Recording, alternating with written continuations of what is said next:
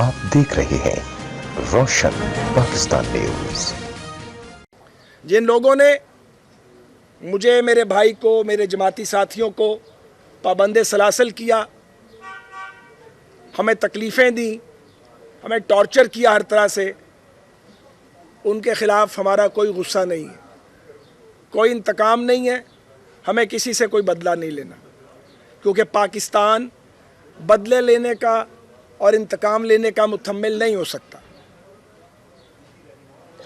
लेकिन जिन्होंने ये मैंडेट चोरी किया, जिन्होंने ये साजिश की, उन्हें ये ज़रूर सोचना होगा आज पौने 2 साल के बाद कि आज पाकिस्तान कहाँ खड़ा है। क्या पाकिस्तान आगे गया या पीछे गया? क्या गुर्बत बढ़ नहीं गई?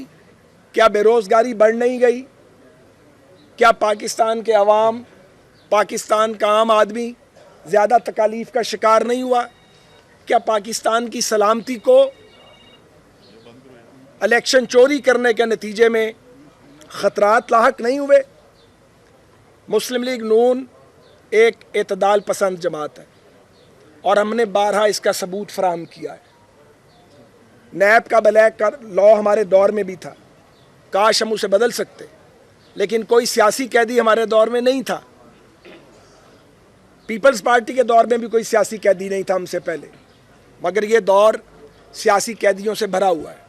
मैं किस किस का नाम लूँ?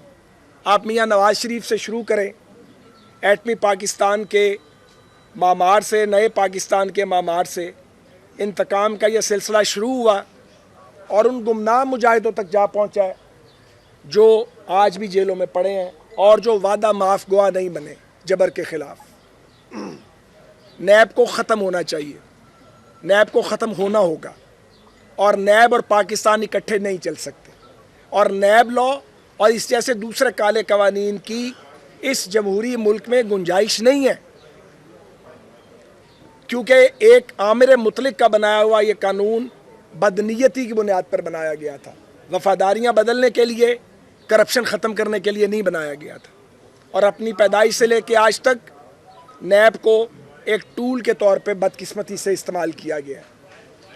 अब वक्त आ गया है कि पाकिस्तान की सियासी जमहूरी अवामी क़ुव्वतें मिलकर इस तरह के कवानीन को जो फंडामेंटल राइट्स को वायलेट करते हैं, इनको वो ख़त्म करें।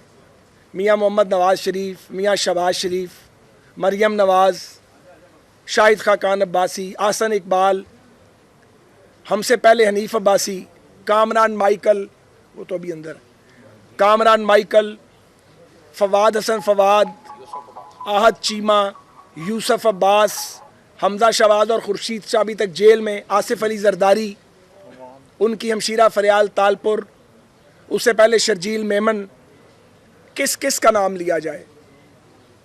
फवाद हसन फवाद का जुर्म क्या था? उनका जुर्म यह था कि वो एक ठेठ पाकिस्तानी है, उसने इस मुल्क का फ़ायदा किया, इसकी सलामती के लिए अपनी सारी ज़िंदगी सर्फ की, 1.5 साल उसे जेल में डाला गया। आहद चीमा जिसने इस शहर की शक्ल बदली, वो 25 महीने से कैंप जेल की सलाखों के पीछे पड़ा है। ये तरीका है कौम के हीरोज़ को, बजाय इसके कि आप उनकी इज़्ज़त करें, आप उनको रुस्वा करें, उनके चेहरों को गदला करें। जो मेरे और मेरे भाई के ख़िलाफ़ एक सो कॉल्ड स्कैंडल बनाया गया, मुझे उस पर कुछ नहीं कहना कि ऑनरेबल सुप्रीम कोर्ट के ऑनरेबल जजेस ने जब ये कह दिया कि या तो आपकी नीयत ठीक नहीं है तो या आपकी अहलियत ठीक नहीं है, और ये भी कह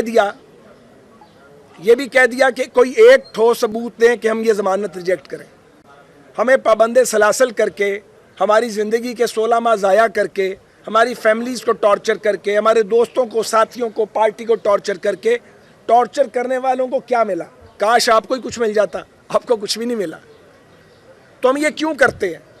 मुझे ये ज़रूर कहना है कि पाकिस्तान बदलों और इंतकाम का मुतहम्मिल नहीं हो सकता।